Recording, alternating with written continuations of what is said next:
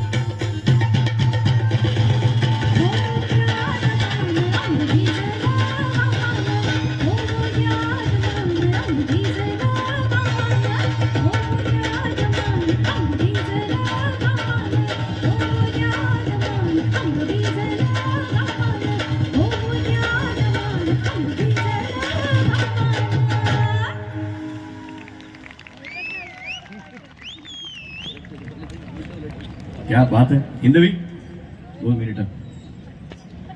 आज तुम्ही सगळेजण जिची आतुरतेनं वाट पाहत होता ती हिंदवी मंचावर आली आणि टाळ्याशी ते वाजत नाहीत असं कसं काय चालेल. अजून पुढे येऊ, किती पुढे आणायचं अजून, तुमच्यामध्ये येऊन गेली किती. हा बायकोला माहितीये का पुढे पुढे म्हणते तिला. बर बस ठीक, तुमच्यापेक्षा जास्त खुश हे कॅमेरामन असतात.